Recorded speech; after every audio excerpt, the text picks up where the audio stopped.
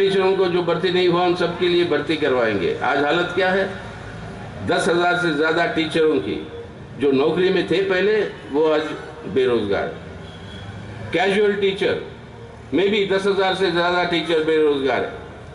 आते ही कहा कि 7th पे कमीशन लागू करेंगे। क्या हुआ 5 साल में?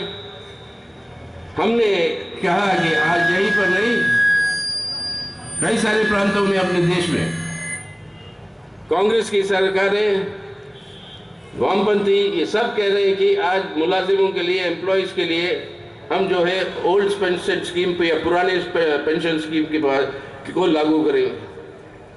और पुरानी पेंशन स्कीम को लागू नहीं करने दे रही है ये भाजपा की सरकार।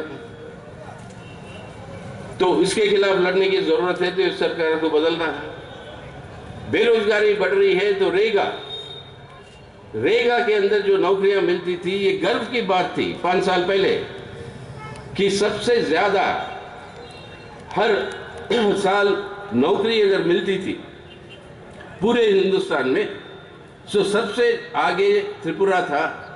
कभी कभी त्रिपुरा के अंदर 92 यानी 92 दिन रेगा के अंदर नौकरी मिलती थी। आज हालत क्या है, वो उतरकर 8 पे आ गई। 8 दिन सिर्फ रेगा में मिलती है जब बेरोजगारी बढ़ रही है। और आपने आदिवासियों के लिए जो पट्टे दे रहे थे आपके जंगल की भूमि के, कानून जो बनाता फॉरेस्ट राइट्स एक्ट क्या, उस कानून को लागू करते हुए पूरे देश में नंबर 1 पोजीशन पे था त्रिपुरा ये पट्टा देने में। और आज इसी त्रिपुरा के अंदर कई सारे के हाथों से ये पट्टा जो है वापस जा रहा है। और इसी तरीके से शिक्षा में केरल में वामपंथियों की सरकार है, वामपंथियों की मार्क्सवादी कम्युनिस्ट पार्टी के नेतृत्व में जो सरकार है, उसके चलते हुए देश भर में सबसे साक्षर प्रदेश अगर कोई था तो केरल रहा। 5 साल पहले पहली बार त्रिपुरा केरला से आगे पहुंचती है और त्रिपुरा जो है सबसे ज्यादा साक्षरता वाली प्रदेश बन जाती है अपने भारत के अंदर। लेकिन आज हालत क्या है, फिर अशिक्षरता के पिछड़ेपन में ढकेल दिए गया। तो इस तरीके से कई सारे चीजें, ये जो आंकड़े आपको बताते हैं, आप ही के अपने अनुभव से आप सब जानते हो। ये अगर इसको बदलना भी है तो आज इस सरकार को हटाना है। तो देश को आज ऐसा सरकार चाहिए जो हमारे संविधान को बचा पाएगा, अपने संवैधानिक अधिकारों को बचा पाएगा और साथ ही साथ आज हमारे देश के लोगों की तरक्की के लिए काम करेगा, ना सिर्फ उनके चंद दोस्त और उनके जो बड़े बड़े पूंजीपतियां जो बेहद मुनाफा बनाते जा रहे हैं और देश को लूट रहे हैं। अगर ये काम करना है तो ये इस साल इसका काम का शुरुआत जो है आपके त्रिपुरा से होना चाहिए। जो प्रधानमंत्री कहते हैं, ना मैं खाऊंगा ना मैं खाने दूंगा, उसका असली मतलब है ना मैं खाऊंगा ना मैं खाने दूंगा, लेकिन मैं लूटूंगा। मैं देश को लूटूंगा, लोगों को लूटूंगा, और कोई मेरे खिलाफ उंगली उठाएगा तो मैं कहूंगा ये देशद्रोही है और इसको पकड़ के जेल में डाल दूंगा। ये है आज की जो रुझान, इसको जो है हमें हराने की जरूरत है।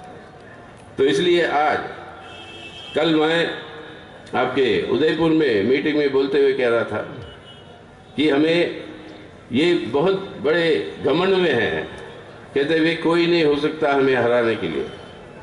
अब 5 दिन बाकी है, इसलिए एम्बुलेंस जा रहे थे, हमने कहा कि संकेत अच्छा नहीं है। 5 दिन जो बाकी है इसके अंदर पूरा कोशिश करेंगे पैसे का प्रभाव, आपके मतलब दादागिरी का प्रभाव, यानी मनी पावर और मसल पावर दोनों का उपयोग करने की कोशिश करेंगे और दुरुपयोग करने की कोशिश करेंगे। और वही संतरास के आधार पर खड़ा करके लोगों को डराकर वोट ना डालने की कोशिश जो पहले होती आ रही है, वो आपकी अनुभव है, उसी को फिर दोबारा लाने की प्रयास करेंगे। लेकिन इस बार ये माहौल जो हम देखते हुए हमें तो ये विश्वास है कि ये सफल नहीं हो पाएगी।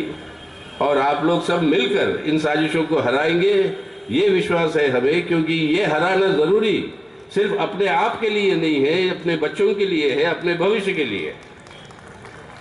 और ये हराने के लिए कल मैं उदयपुर में बता रहा था कि अगर इस तरीके की बातें जो आएगी, वहाँ पर हमारे आरएसपी के जो वामपंथी पार्टी के कैंडिडेट थे, उनको अपने पार्टी के सिंबल नहीं मिला, तो उनको सिंबल मिला है एक क्रिकेट बैट का।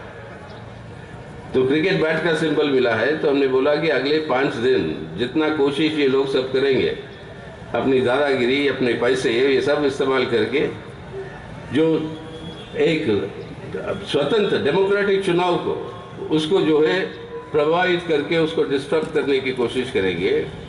तो हमने कहा कि ये क्रिकेट बैट का जो सिंबल है, तो याद रखिएगा, एक बार वर्ल्ड कप के फाइनल मैच में 1 बॉल बचा हुआ था और भारत को जीतने के लिए 4 रन चाहिए, और धोनी साहब खेल रहे थे। तो अब इसको क्या करें, मतलब अगर जीतना है तो चौवा तो मारना ही है। तो बोला चौवा मारोगे तो कोई ना कोई रास्ते में पकड़ लेगा, फील्ड कर लेगा, तो गड़बड़ हो जाएगी। तो सबसे सेफ है चक्का मारना। चक्का मारना है तो बोला कि नया किस्म की शॉट को तैयार करना पड़ेगा, और नया किस्म की शॉट को तैयार करके उसको नाम बाद में बताया धोनी साहब ने, और नाम उसको बताया था कि ये है हेलीकॉप्टर शॉट। यानी हेलीकॉप्टर जैसे पीछे झुक के गेंद को इतनी जोर मारो कि ऊपर ऊपर से जाके वो छक्का बन जाता है। तो आपको वही हेलीकॉप्टर शॉट मारना है इस बार आपके इन चुनावों में। जमीन पे मारोगे तो कुछ ना कुछ अड़चन डाल के, पैसे का प्रभाव, दमन का प्रभाव, डंडे का प्रभाव, पुलिस का प्रभाव, कुछ ना कुछ डाल के रोकने की कोशिश करेगा। बीजेपी का हाथ ना लगने दो, नीचे से उठाओ उसको हेलीकॉप्टर के शॉट जैसे, और बाउंड्री पार करके वो छक्का होके मैच हम लोग जीत जाए, जनता जीत जाए मैच। ये है हमारी टैक्टिक्स इस बार आप सबको करनी होगी अगले 4-5 दिन में। तो ये जब करेंगे तभी जो है हम त्रिपुरा को बचा पाएंगे, साथ साथ देश को बचा पाएंगे, और अपने आप को और अपने भविष्य के, अपने बच्चों की भविष्य को बचा पाएंगे।